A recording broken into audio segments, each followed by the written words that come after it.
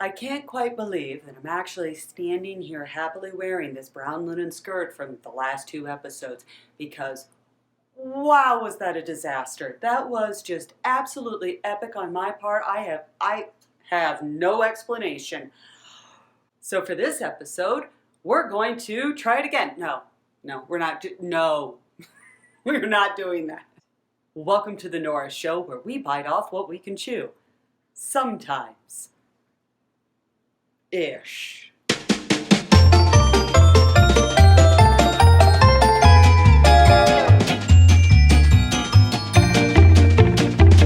It is now Monday morning. I have both kids back in school. We're done with the distance learning again.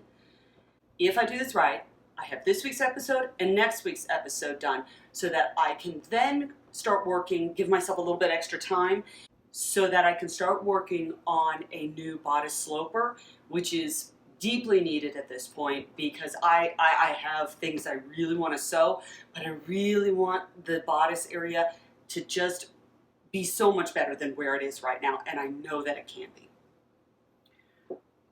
So, for this week's episode, we're going back to 1928, and we're going to work on a dressing jacket. Let me show you what we're working with. This is the pattern we're working with. Let's first take a look at the material. It is a very light silk, ivory chiffon-y material. This is absolutely drapey and lovely. It is probably going to be a nightmare to work with. If I do this correctly, I'm going to use this lovely piece that came off of my wedding dress so many years ago. This little satin rosette has been floating around my sewing closet for the past decade. I think that this is going to be a perfect decorative trim on my dressing jacket. It matches perfectly, and I think this is a great use for this.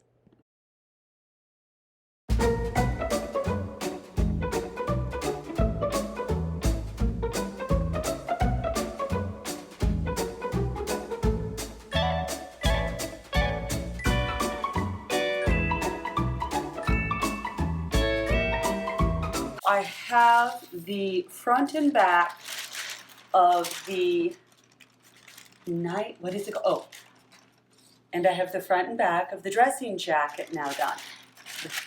This will be the front.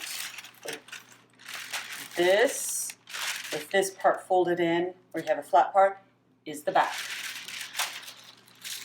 I am never using this pencil ever again. I do not like how it is transferring. I am mildly worried about how it's going to do with the silk because it is white. I'm going to clear off the table. I'm going to pull out the silk, lay it out, and I'm going to see what all I can fit on here in the best possible way. My only real question right now is if this should be up and down or on a bias cut. I just can't quite tell with the 1920s if this was a universal thing or if I have a choice here or what. I really do need to dig into some of my original books from that time period and see what they're saying. I am sure as I do that, as I get more time, hypothetically sometime in the future where I have more time to do this, I will get to that research. As it is, I will do my best guess and call it good. Okay. This is going really well. It is only 11:30. Let's see what I can get done. Well, as usual, cutting out something this flimsy is a pain in the butt. But everything has been serged. Took me a whole bunch of scraps to resolve an actual stitch line on the serger that wasn't abysmal. So I'm actually pretty pleased with that. Those 2 lines will sew. This will sew down to here. Sew. Armhole, sew down. This will be right here. Lace, lace trim, and lace trim.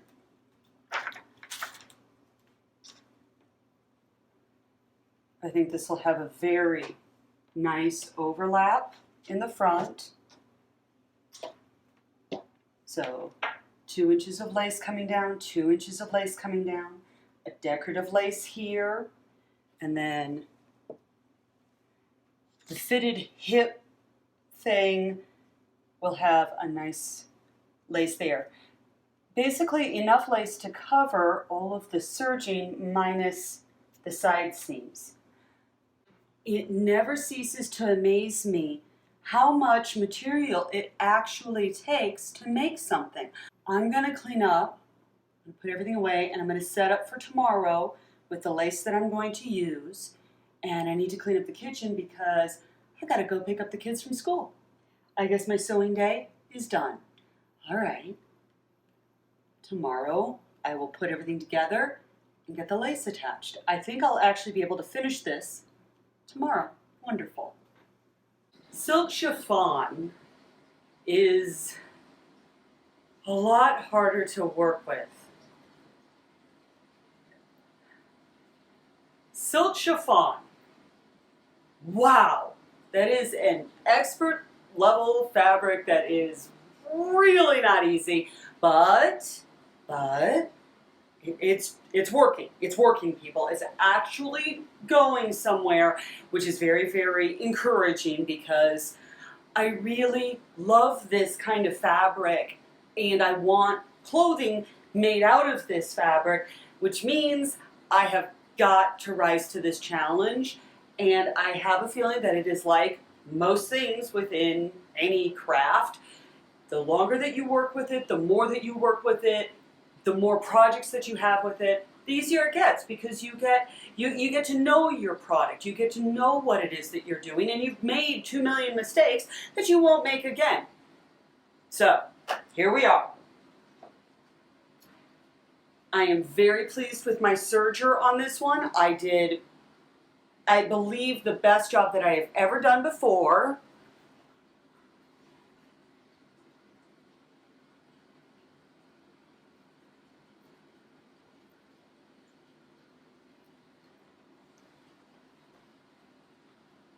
So remember, whenever you're changing out your materials and threads and things like that, take out that scrap material that's usually going into the trash can or that scrap bag that we just ignore in the back of our sewing closet. Use that and make sure that your gauge is good before you start running through the real thing. All right, so this will be the back. I've got the 2 fronts that do the closure.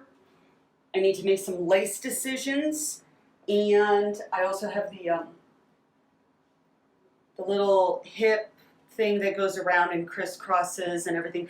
I think that this has plenty of length to it, so no matter what, I know that it will be long enough to do what it's supposed to do. And somewhere in that pile of lace that I have pulled is also my little rosette, my satin rosette off of my wedding dress for so many years ago. And I am hoping that I do this item justice, because if I do, I'm going to go ahead and put that on there. I think that would be a lovely usage for that.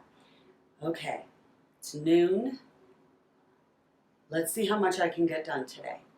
Hopefully I can get this done in the next 3 hours.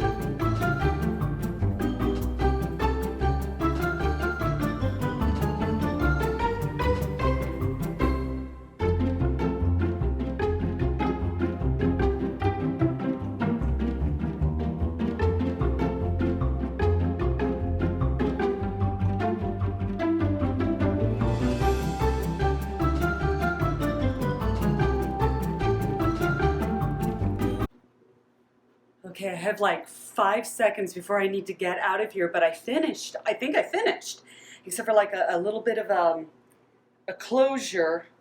But this is the first time that I have worked with lace and silk, and oh my goodness, this is going to be lovely. Okay, and that is exactly where I wanted it to hit. And down here, this is so frou-frou and feminine. Oh, I really like what I did here. Oh, okay. I'm gonna work on a slip next and then a silk nightgown because I've got 2 things. Okay, I've got this and I've got this. I'm a nightgown, slip. And I just washed this. I have had this for forever, and I remember getting this crazy on sale one time, and it's got a beautiful scallop. I want to make one of those, but I have no idea where my husband is. You know, one of the murder flowing dressing gowns. You know what you know. If you know what I'm talking about. Okay, so I don't have time to explain. I'm going to finish filming here, and I'm going to edit this and try to get this up. My birthday's on Friday, so I need to clear my schedule because I may not be a kid, but I'm absolutely still celebrating, and there is celebrating to be had.